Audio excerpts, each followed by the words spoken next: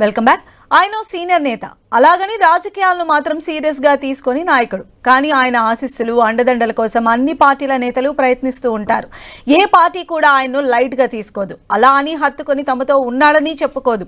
రాజకీయాలకు దూరంగా ఉన్నా ఆయన చుట్టూ రాజకీయం తిరుగుతుంది. ఇంతకీ ఎవరా నేత, ఏంటి ఆయన ప్రత్యేకత, తెలుసుకుందాం రండి.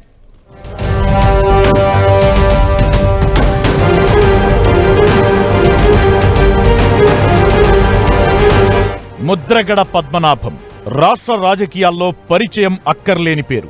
సీనియర్ రాజకీయ నేత, కాపు ఉద్యమకర్త. తన కులం కోసం, తన వారి శ్రేయస్సు కోసం రాజకీయ జీవితాన్ని పణంగా పెట్టి కులంలో పట్టు సాధించారు. కాపు రిజర్వేషన్ ఉద్యమంతో ఆ సామాజిక వర్గంలో తనదైన ముద్ర వేసుకున్న ముద్రగడ రాజకీయంగా ఎన్నో ఆటుపోట్లను, తడబాట్లను ఎదుర్కొంటున్నారు.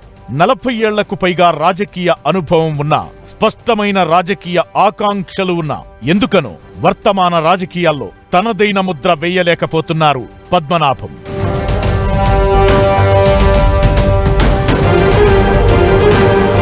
ఎవరు ఏమన్నా ముద్రగడ అవసరం అన్ని రాజకీయ పార్టీలకు ఉందన్నది సుస్పష్టం. అలా అని ఏ పార్టీ కూడా ముద్రగడను చేర్చుకునేందుకు గాని, ఆయనకు తమ పార్టీ టికెట్ ఇచ్చి ఎన్నికల బరిలోకి దింపడానికి గాని సాహసించడం లేదు. ముద్రగడ తమ పార్టీ తరపున పోటీ చేస్తే ఓ కులం ముద్ర తమపై పడిపోతుందని, మిగతా కులాలు దూరమైపోతాయనే భయమే దీనికి కారణమనే వాదన వినిపిస్తుంది. ఇలా చెప్పడానికి ఇటీవల జరుగుతున్న పరిణామాలను ఉదాహరణగా చెబుతున్నారు పరిశీలకులు. గత ఎన్నికల తరువాత క్రియాశీల రాజకీయాలకు దూరంగా ఉన్న ముద్రగడ గత ఏడాది ఉమ్మడి తూర్పు గోదావరి జిల్లాలో జనసేనాని పవన్ కళ్యాణ్ వారాహి యాత్ర సమయంలో లేఖాస్త్రాలతో సంచలనం సృష్టించారు. పవన్ ను టార్గెట్ చేస్తూ అధికార వైసీపీకి దగ్గరి వ్యక్తిలా కనిపించారు. కాపు ఉద్యమానికి కాకినాడ ఎమ్మెల్యే చంద్రశేఖర్ రెడ్డి సాయం చేశారనే వ్యాఖ్యలతో విమర్శల పాలయ్యారు. ఏ ఉద్దేశంతో ఇలాంటి వ్యాఖ్యలు చేశారో గాని, ముద్రగడ గాని ఆయన కుమారుడు గిరి పిఠాపురం లేదా ప్రత్తిపాడు నియోజకవర్గాల నుంచి వైసీపీ అభ్యర్థులుగా పోటీ చేస్తారనే టాక్ వినిపించింది. కానీ ప్రస్తుతం ఆ నియోజకవర్గాలకు వైసీపీ అభ్యర్థులుగా వేరే వారిని ప్రకటించడంతో ముద్రగడపై వచ్చినవన్నీ పుకార్లేనని తేలిపోయాయి. ఇదే సమయంలో జనసేనాని పవన్ కళ్యాణ్ కు ముద్రగడ లేఖలు రాయడం ఈ ఇద్దరి మధ్య సంబంధాలు మెరుగవుతున్నాయనే సంకేతాలిస్తోంది. మరోవైపు టీడీపీ నేత జ్యోతుల నెహ్రూ కూడా ముద్రగడతో మాటామంతి కలపడం చర్చకు దారితీసింది. ఈ క్రమంలో జనసేన టీడీపీ నేతలు ముద్రగడతో మాటలు కలపక ముందు వైసీపీ ప్రాంతీయ సమన్వయకర్త మిథున్ రెడ్డి కూడా ముద్రగడను కలిశారనే ప్రచారం ఒకటుంది.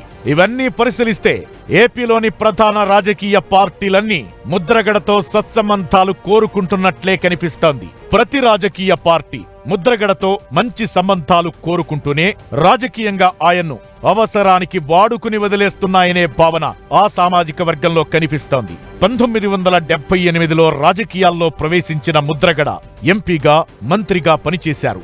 2014లో స్వతంత్ర అభ్యర్థిగా పోటీ చేసి ఓడిపోయిన తరువాత రాజకీయాలకు దూరమయ్యారు. 2014, 2019 మధ్య కాపు ఉద్యమంతో రాజకీయాన్ని తన చుట్టూ తిప్పుకున్నారు.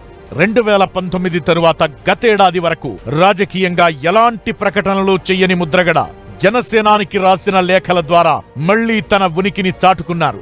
కానీ రాజకీయంగా ఆయన ఎలాంటి నిర్ణయం తీసుకున్నారనే విషయంలోనే స్పష్టత లేకపోవడంతో అభిమానులు గందరగోళంలో పడిపోయారు. ఎప్పుడు ఎన్నికలు జరిగినా ఉభయ గోదావరి జిల్లాలతో పాటు రాష్ట్రంలో ఓ వర్గం ముద్రగడ రాజకీయ భవిష్యత్ గురించి, ఆయన తీసుకోబోయే నిర్ణయాల గురించి ఆసక్తిగా గమనిస్తుంటుంది. కానీ గత 2-3 పర్యాయాల నుంచి పార్టీలు ముద్రగడను వాడుకుని వదిలేస్తున్నట్లు ఉందని ఆయన అభిమానులు అసంతృప్తి వ్యక్తం చేస్తున్నారు. ప్రస్తుత ఎన్నికల సమయంలో కూడా ముద్రగడతో పాటు ఆయన కుటుంబ రాజకీయ భవిష్యత్పై అందరిలోనూ ఆసక్తి కనిపిస్తోంది. ఇన్నాళ్లు ముద్రగడ వైసీపీలోకి ఎంట్రీ ఇస్తారని, ఆ పార్టీ తరపున పోటీ చేస్తారని ప్రచారం జరిగితే ఇప్పుడు టీడీపీ జనసేన కూటమి నుంచి స్నేహహస్తం అందిస్తున్నట్లు కనిపిస్తుండటంతో మళ్లీ వార్తల్లో నిలుస్తున్నారు ముద్రగడ.